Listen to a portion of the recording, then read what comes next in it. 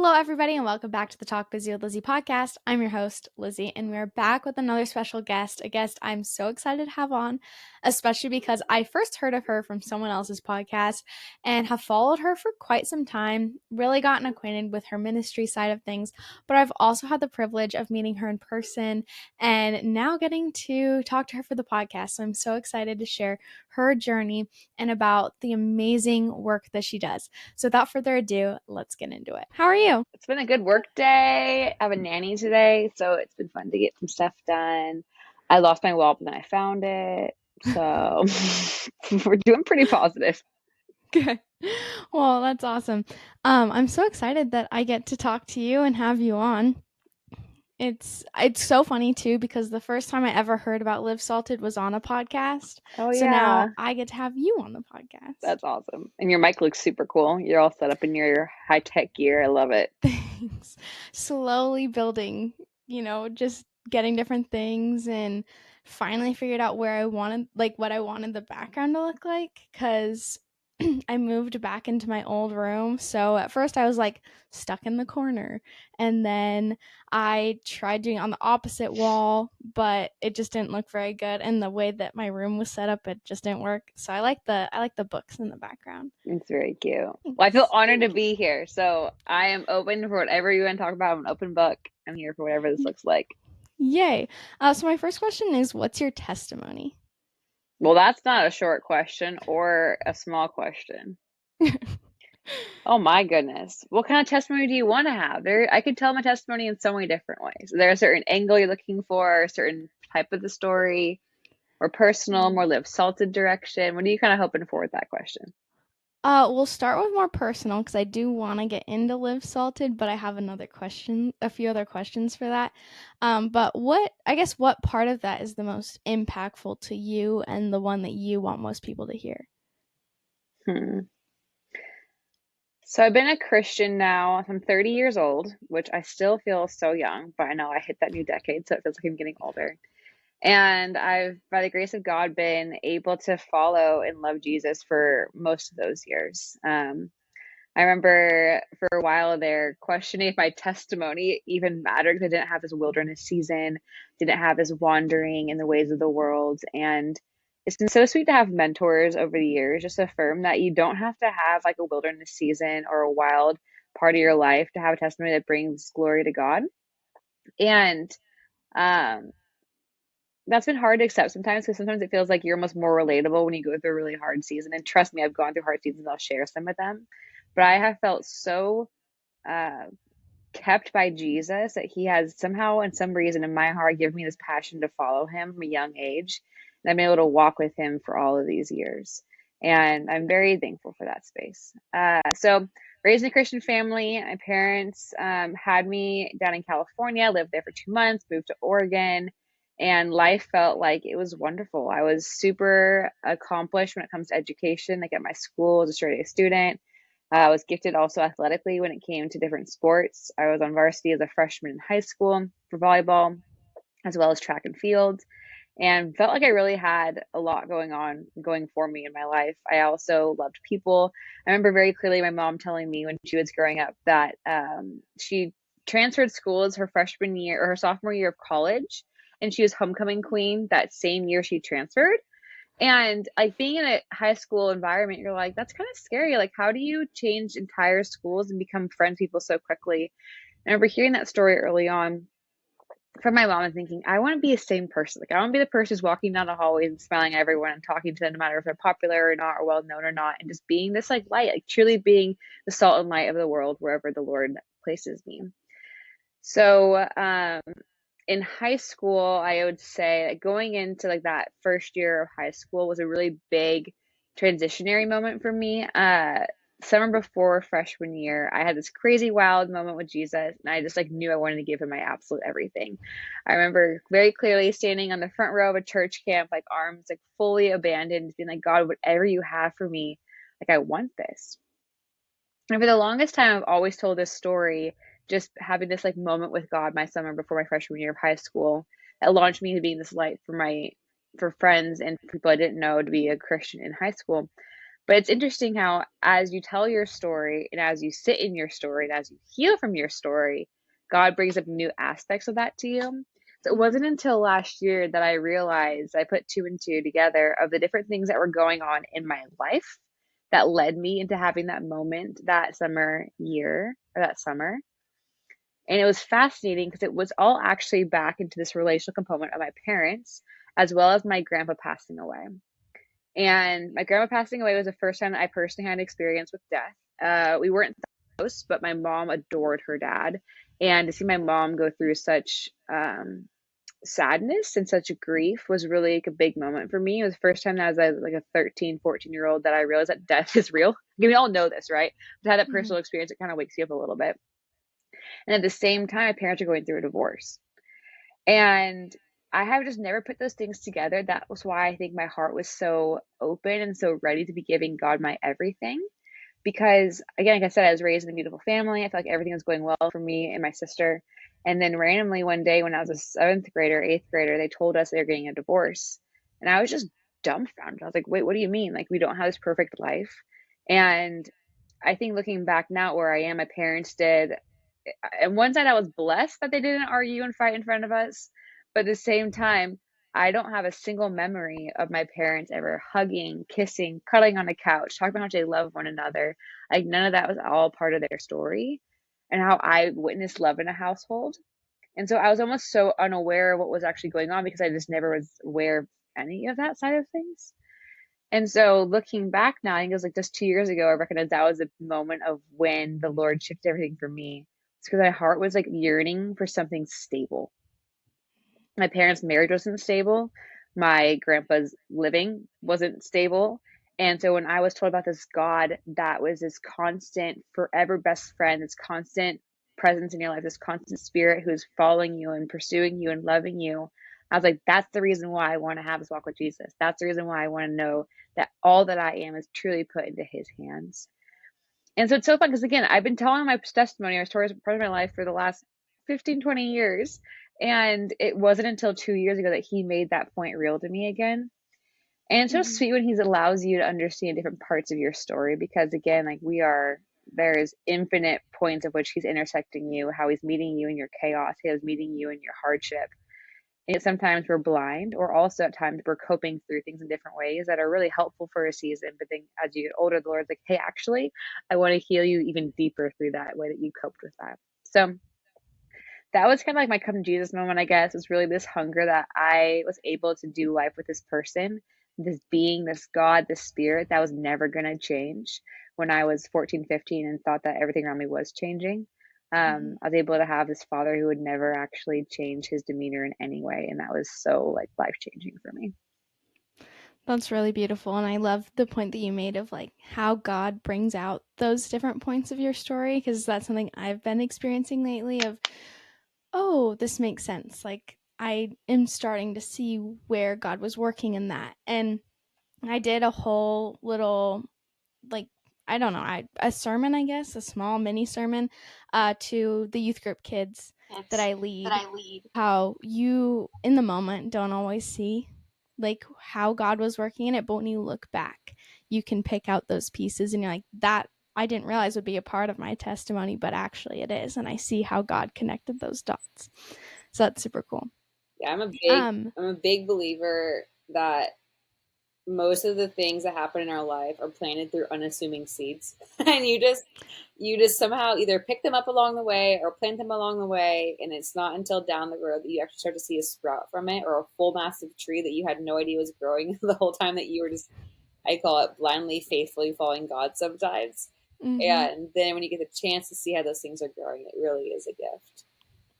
Yeah, absolutely. I love how you put that too. That's really cool. So what would you say to someone who may be in the midst of either mourning over the death of a loved one or who's going through where their parents are getting a divorce? What's the like biggest thing you'd want them to know? Well, transparently with that question, it's something that I don't think I still have processed fully. The divorce side of Mhm. things, death is definitely like that's a whole like our podcast around dealing with grief, Mm. around the death of a loved one. I would say that with divorce, it's so common now that it's almost like saying nothing different than like I bought a dog. Like it's unfortunately how I think it's unfortunate how much this is common in our world. And of course, when I was like 13, 14, 15 going through this, it was a lot for me to deal with. Yet back then, my coping version was to completely deny all emotions. Like I had shared, I excelled in everything in high school. The list can go on too. It was like homecoming princess. I was prom queen. Like I did 3 sport varsity athlete, went track or state for track, like all the things. But looking back now with God's lens, I chose to excel to not address the emotions of my parents' divorce. And so it's interesting where in my mind I was like, I'm doing great, I'm awesome, but the whole time that was happening, my emotions were not being stewarded at all. And I've learned over the years that your emotions are the most important part of you because it helps you connect to your loved ones. Like my husband is the most incredible gift in the entire world because he's so emotionally healthy. And I have had to learn with his patience how to tap into those emotions that I have chosen to neglect for so many years. And emotions help you identify how to actually be real with God because you can't be real with your emotions by yourself. It's pretty hard to be real with God with your emotions. So I would say for those who are either going through divorce right now, or the parents are going through divorce, or you've been a divorce, like a kid who's been gone through divorce already, I would just say, like, really ask yourself, like, have you processed it? Like, have you actually sat with how it impacted your life? And part of my story is that both my parents are now remarried. My dad got remarried soon after the divorce happened, and then his wife has a son. And I absolutely love like what's happened. That nuclear family that I have with them is such a gift. Like it really is an answer to prayers that I've wanted in my life. I always wanted a brother. Like there's so much blessing and provision in that. And then my mom and I had a fun experience of falling in love at the same time because my mom, my sister, and myself, we all got married within 3 years of each other. Which like Aww. you never would think that you'd fall in love and like date and get engaged around your mom doing the same thing. Right. And so there's beauty in that too. But for a while, because I had this really optimistic lens over the world, I actually wasn't able to recognize how horrible a divorce is and how much it really did do a disservice to parts of my development and who I am as an individual because there was good that came out of it. So I actually had to go to the counseling and have them be like, look, your parents like actually they did the wrong to you. Like they promised to each other to be together for life and raise their kids in a stable environment that didn't happen. And so again, I say that with it's factual because they did wrong me in some way, and I have redemption from that. But you can't like spiritually bypass the hard just to see the good. So I'm still like, again, this happened 15 years ago, and I'm still trying to figure out how this divorce truly impacted my life. Because it's easy to be like, oh yeah, we're like half the world has divorced parents, and so it's very normal to sit in that reality and not let it really process through it. I will say though, on that note, that now being married, now having a kid, having another one on the way, I have a Which congratulations, by the way. thank you.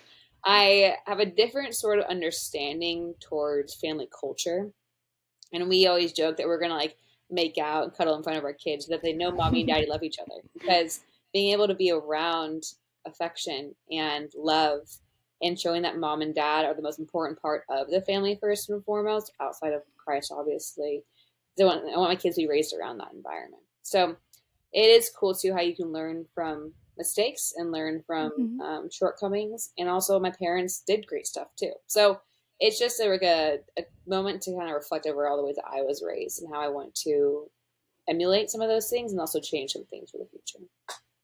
Yeah, thank you. That's I think could really touch a lot of people because, like you said, it is something that happens in nowadays majority of families, in some shape or form, whether it's your parents or even grandparents. My parents are together, but my both sets of my grandparents are divorced, and so I've like seen the effect it's had on my parents for going through that. And so it's pretty much everyone has had some sort of experience with it in some way, shape, or form. And so I think that can it touches a lot of people to talk about it. So where did the idea to start Live Salted come from? Yes. So for those who don't know what Live Salted is, it's a ministry that I've been gifted to run for the last 8 going on 9 years. I was a senior in college when I started it. So back when I was a 21-year-old who had no idea what she was doing with her life. But the original seed for that, as I said, came way before that senior year of college. I felt very called to go to a non-Christian school for college, and decided to go to Chapman down in Southern California. And being raised in the church and being a total like church camp junkie and youth group girl, I always assumed that every school is going to have some sort of club that was Christian, a church in walking distance, like even like online resources to help me as I navigate being a college student and being a Christian. However, when I got down to Chapman, there was nothing. And I was like, what the heck's happening? Like, I don't understand. I didn't have a car, so there's no church in walking distance. So that couldn't happen. And then the only club on campus was, I think, a Catholic club, which is great, but I just didn't relate to the same understanding of Christ and like culture that I normally experience back at home. Mm-hmm. And then went online and I was Googling stuff like college Christian Bible study, Christian woman, like faith journey, whatever it was. And I'm not that old, I'm 30, right? But back when I was going to college, there was like blogs were just kind of becoming a thing. And there weren't a lot of Christian bloggers at the time. So I got down there, I was like, Lord, what's going on? Like, you sent me to this non Christian school. I asked for it too, but like, there's nothing here to support me. And so I ended up getting a ring made that I got on Etsy, and it had the word salt on it because in my mind, I felt like the idea of being the light of the world was how I was called to be in high school, where I really chose to like smile at everyone, say hi to everyone, be welcoming presence, and talk about my faith in a way that would let others know like why I'm able to live a different sort of like a cadence around energy or perspective than others. But the idea of remaining salty and not losing your salt, your faith, was what really hit me for going to college. I wanted to remain true to myself, remain true to my faith that I professed in high school, and remain true to the call that God had in my life to be this light and this salt. So I got this ring made that said salt on my freshman year, thinking like nothing of it. Obviously, it's just the initial seed. And then I went over to Malibu, the Young Life camp up in Canada, to do summer staff that summer after my freshman year, and had the most like life transforming time up there. I was reminded of the power of the Holy Spirit, reminded of the beauty of community that actually wants to do life on life, have deep conversations, go on adventures. And I got back and I was like, I am transferring to a Christian school. Chapman sucks. No one here does things that I like. Everyone wants to party and go out. I want more depth to this. And then I heard that faint little whisper say, I brought you here for a reason. You can't leave. And I'm like, no, I want to be people who like things that I like to do. But I stayed faithful, and I felt like the next step that I was being invited into was to be bold and stand up during my sorority meeting and say, does anyone here want to do Bible study with me? Which was petrifying because I hate speaking in front of people back in the day, and talking about Jesus in a sorority was also very taboo. But I did it, and like 5 girls said yes to coming to my house to do Bible study. I had no idea what I was doing. I found random questions online, like watch a random video and talk about it. But it was rich and it was beautiful and it was organic. It was so unassuming. It was awesome.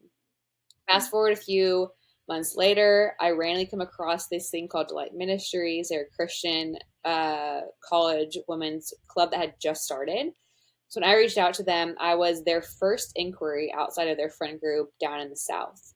And they're like, this is amazing. God's totally over this. You need to start a Delight. And I was like, sure, why not? Started a Delight my sophomore year, and 60 girls started coming to my house on Monday nights. And I was like, whoa, I'm definitely not the only Christian at this school. People are hungry to know about this life that gives you all life. And we had amazing times on Monday nights. Fast forward my junior year, I ended up studying abroad in Thailand. By the grace of God, I found some amazing friends who lived in New Zealand. I lived there for a while with them. And through conversations, realized they also had a really tough time finding resources online to steward them in their faith and their acceptance of Jesus. Like, we have all this energy. We're young. We're eager to go out and change the world for God, but no one's really there helping us steward that looks like in practical terms. So I came back my senior year and I was like, okay, I had the need. 5 girls in my sorority had a need. 60 girls at my school had a need. These like 15 friends in New Zealand across the world had a need. Okay, God, the gap is there. What are you asking me to do? And so my senior year, I had this heart to bring all of us together and be like, we're not alone in our faith, that God has so much more for us when we know that we are running alongside other women who are passionate for him. And so I started Live Salted off of the idea of remaining salty and being the salt of the world. We launched it February 1st of 2016. We had a website, had a few blog posts to create some credibility and understanding what we did as an organization. Organization, loose term. It was just me and my friends in the backyard making things happen. And then a few months later in April, we had our first conference and 300 girls came out. So it's one of those things where I totally agree. I believe the Lord just plants those seeds early on in our life, usually through a personal desire yourself. And then from that grows in you almost this nagging, irresistible tug in your heart to do something about it. And so that's what happened. Wow, that's so cool. And I think it's so cool to start with Delight too, because I did Delight while I was at school. No way. And I think it was really fun. I went to Liberty, so it was obviously a Christian school, had lots of just readily available clubs and everything for that. Yeah. But I loved it and met some really awesome girls. And then we even did, the two girls that I met that I got really close to, we also did another club together, so that was kind of cool. Another Christian one? Like Delight? It was, so we started together at Delight, and then we did Young Women for America, which is more of a conservative, like Christian club combined. So it was pretty cool. The little world changer. I love it. And I just think that that's so cool too that you got to go to New Zealand and hang out there for a while. So what exactly did you do while you were down there? Again, the story of how I got there is actually such a God thing. So I was in Thailand studying abroad. I was there for 5 months. Towards the end of it, it was kind of this eye-opening experience that I really wasn't doing that well emotionally. It was the first time that I was outside of a network of people who knew me. I was called a basic bitch for being a Christian. There wasn't any Christian influence happening where I was in Bangkok. I had one Christian friend with me, but we had no church out there at all for those 5 months. And so it was a really just interesting, exposing environment where all the things that I used to hide behind, whether it was busyness or the church service to keep you going from week to week or whatever it was, all those things were gone. So I remember very clearly one night, in my bedroom, asking God, I thought I would discover myself when I was abroad, a better version of myself. I'm not there yet. I don't want to go home yet. Lord, what's next for me? I don't want to go back to America until I'm a better state of mind. And then I kid you not, a few days later on Instagram, I get a random DM from this girl asking me to get lunch. And I was like, I love strangers. So yes, the answer is yes. But I have no idea how she found me. She mentioned Delight in the DM, but I didn't know what the connection was. And so one random Wednesday, I go and I meet these two girls, and they're from New Zealand, and they were doing their it's a fun little vacation to Thailand. It was their last day of their trip, and we ended up hanging out for 6 hours. I kid you not. I think we ate 15 different meals. We biked around in little motor taxis, talked about relationships and Jesus and school and dating and sex and marriage and friendship, and just all the things that my heart was craving for those 5 months while being over there. And then they left. We exchanged numbers, obviously, and then became Facebook friends, and they left. And so I was asking God, hey, Lord, I'm a junior in college. I should probably find an internship in a marketing space to boost my career experience. I was applying to everything, both abroad and back home in the States, and found nothing. And I was like, maybe I should go to New Zealand this summer instead. And so I just sent them a message, and I was like, hey, this is super random. Can I live with you guys for 3 months this summer instead of going home? I knew them for 7 hours, and they said yes. So I changed my flight from Bangkok to Portland to Bangkok to Auckland and lived with these basically strangers for 3 months, and truly stumbled across the most special individuals that I have ever met. To this day, which is now close to 10 years later, we're great friends. I have an entire community of people who love me over in New Zealand, who I love deeply, who've educated me around faith, around emotional health, who have seen each other grow up, who had confessed sins to one another in really beautiful ways. It's really just a gift that the Lord knew I needed. New Zealand has also become my safe escape. I've used it multiple times to get over there to reset or have a little Sabbath or have a little moment of rediscovering who I am again. But the craziest thing is how these girls originally found me was there was one of their friends who was scrolling on Instagram. My account was private, so no one should have ever been able to find me. But she had found a picture of me next to an island in Thailand during one of our little trips and was like, "Hey, friends, this girl seems really cool. I feel like you'd like her. You should ask her to hang out." Like, so random. And it's one of It's those things funny. that the Lord just knew because they were ultimately the last straw that I needed to have happen to like make Live Salted like actually become an organization. Mm. So it's so sweet to kind of see how the Lord makes these stories happen. I love Bob Goff. He's an author who writes a book called Love Does. And it's all about these ridiculous little vignettes of stories about how God just moves in the ordinary. And I've always prayed to have God stories that people can appreciate who are older than me, younger than me, my same age, not like drunk stories or not like college stories. So I feel like that moment of New Zealand was like God being like, look, I have your story in my hands. I am the author of all the things that you're going to walk through, walk in, overcome, experience. And I'm going to show you that it's a fun thing to do with me, including taking you across the world to the most beautiful country in the entire world and those amazing people and be part of your story. It's marked forever by them. So that's how I got over there. New Zealand is an amazing country. If you get a chance to go, anyone should go over there. It's just the best. That's amazing. And I love just how God is in all the mini details and at like every part of our story. He's in control of. And so that's so cool. Yes. What is your biggest goal that you would say you have for Live Salted? For Live Salted, my biggest goal for Live Salted is to create a cultural environment that you can experience through online resources, through content, through in-person events, through online cohorts, through small groups that keeps pointing you back to the real Jesus. The Jesus that wants to invite you into a life of adventure, like we're talking about, in a life of healing, of wholeness, of joy, of living outside of yourself and sharing with others who He is. It's so easy to get a wrong view of God. It's so easy to not ever step into actually understanding truly what He has to offer and who He is. And my hope is that Live Salted can be this cultural environment where people come in and they can't help but be set free because they know just the real Jesus. I love that. Yeah. And what has been your favorite thing that you've done with Live Salted? Oh, so many. I will say that the conferences are still my most like fun events that we put on. Um, but was the word you asked? What was the question? The best one? The best was it actually that you used? Um the your what was the action I used? Was it favorite? Um yeah, I think it was just what was your favorite.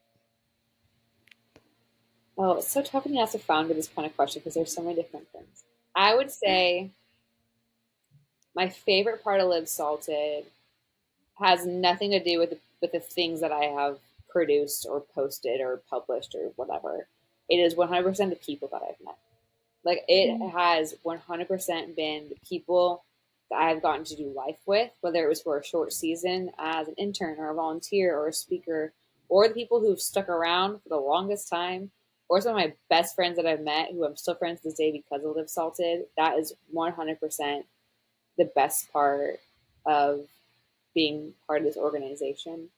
I was at a ministry gathering a few months ago, and there's this line that was said by pastors and pastoring over in Bellevue for like 20 plus years. And he said that one of the things that you need to know as being a ministry leader is that God doesn't need you to get ministry done. He uses ministry to get you done. And Mm. it's just so true. I have seen myself grow so much in terms of my faith, like my ability to be obedient, my understanding of God's faithfulness, my ability to keep taking risks when it makes absolutely literally no sense.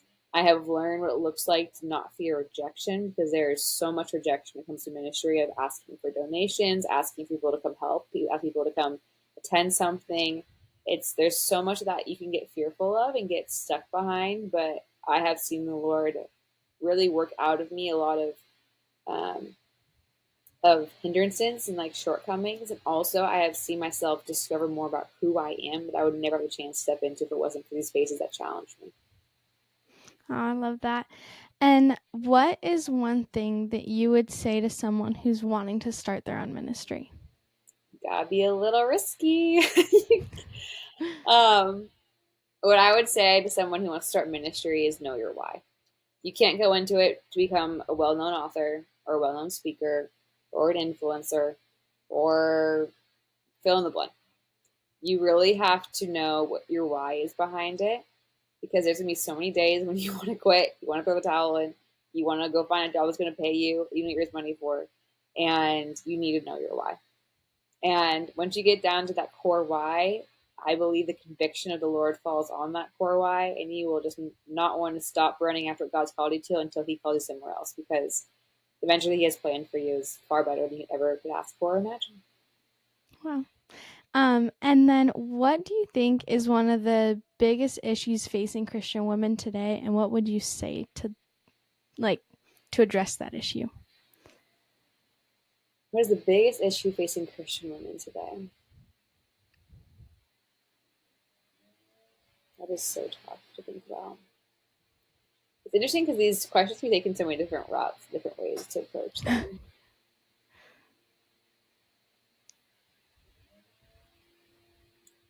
I would say this question, my answer probably is more of a general response to any Christians anywhere. I wouldn't put it into like a female category, but I would say that the biggest issue that we are all facing as believers, especially in like this city and in this time, is this false sense of urgency towards everything else besides Jesus. We have this false sense of urgency around our phones, around getting work tasks done, around making our house look a certain way, of hitting the next career step, of hitting the next relationship status or like life season mark. There's urgency around so many things in our lives that actually pulls us away from doing life at God's pace and doing life with God's perspective. And I would say that is probably the biggest hindrance, the biggest thing that is holding us all back from stepping into the fullness that God has to offer us, is this sense of urgency. Mm-hmm. That's really good. I was thinking about this the other day too, of just the urgency of chasing after Jesus on our, like, obviously we need to spread the gospel and share the gospel with others. But I was just thinking about all the stuff happening where people are talking about the end times and making people kind of scared. And I'm like, are you running after Jesus? And I had to like check myself too. But are you running after Jesus with the same urgency as you are like yelling at people and like making them fearful? And so I think just, and like even the good things that Christ has given us and that we are supposed to be doing, are we the urgency that we're doing towards that, are we giving it our urgency towards Jesus first? So I think that's awesome. I'm smiling. I had a group of girls over my house the other week. And we got on discussion of end times. I'm like, girls, bring it back. Like, yes, there could be all these signs, all these things are happening. Who really knows what the timeline is? It only matters to the extent of which you have a sense of desire for your friends to know who Jesus is. Like, Yes. we waste so much time on that kind of stuff. And again, it's kind of fun to look into, and it is entertaining. Mm-hmm. And again, prophetic words, like, there is a day when God's coming back. But it only matters to the extent of how are we changing our day-to-day life around how we love people, how we share our Mm-hmm. story, how we share the gospel. That matters more than anything else. Yeah, exactly. I made a post about how people, like, just saying kind of what you were saying about people just kind of going crazy over these things, and really what, like, where are our priorities? Is it just saying that Jesus is coming back?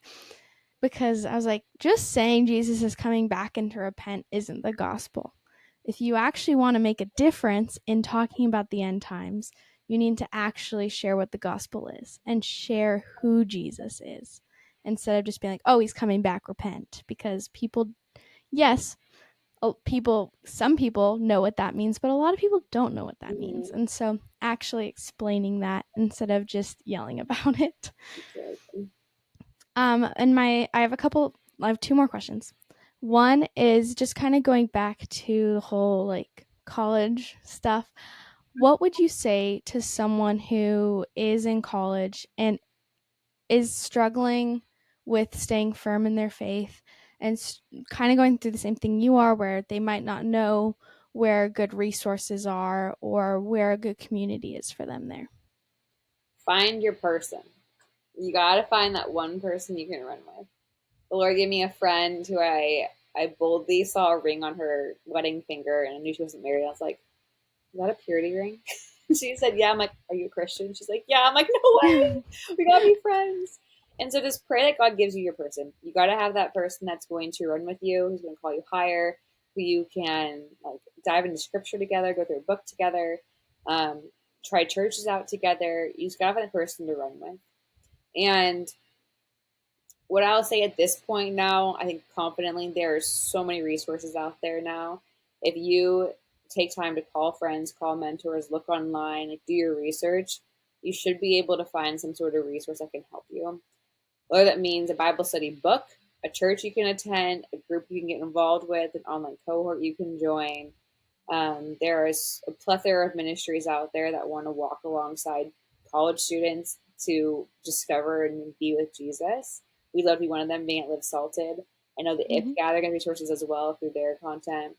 And so at this point, it's probably more so asking God to give you just like one resource and not getting overwhelmed by all of them, because scrolling Instagram is not enough to do it. Of course, you're going to get little hits here and there about what sounds inspirational and helpful in the moment. God can 100% use Instagram. But if you really want to run after God, you got to find something to sink your teeth into, which is scripture, ideally, and also whatever else you want to use to help supplement that. Just sitting to dive into the word together. That's awesome. So everyone go check out Live Salted because there's good stuff on there. Yeah. But how can we be praying for you? You can be praying for us. We have a lot of like big organizational change on the horizon that are all super exciting that we deeply believe is gonna impact the kingdom in bigger ways together than we could apart. One of those things is our conference happening early February. So I don't know when this is coming out, but we have an event coming in a few months. We have our annual conference over at Mosaic Church in Seattle, and it really is one of our best experiences to come in and have a day-long experience, encountering the real Jesus, sitting at his feet, hearing his voice, being in community, hearing from amazing teachers, diving into scripture, and having a stake in the ground moment. I now, doing this for 9 years, know that events aren't going to change you long term, but I know that events hold a very important place in kind of marking territory and marking chapters of your life around following God and having that point to look back to and seeing how God has worked in your life over different seasons. So I'd love for you guys to come to the conference and praying for that day as people come, that they can really experience the Lord and be transformed or set free or given vision for the future, whatever they're asking for, that God can be put in that space. Yes, and hopefully I'll get to go this year because I really Yes. wanted to go last year and I don't remember, there was something that was like scheduled for the same day and I couldn't, but hopefully this year I'll be able to. Would love to see you there. Yes. Well, thank you so much for coming on, and I'll definitely be praying for you. I know my audience always does too. So, Well, thanks. thank you. I love what you're doing. Your passion reminds me a lot of who I was when I was back as a little youngin', and it's so fun to see your just desires to people set free in Jesus and know who he is. So keep going after it, Lizzie. Thank you. I really appreciate that.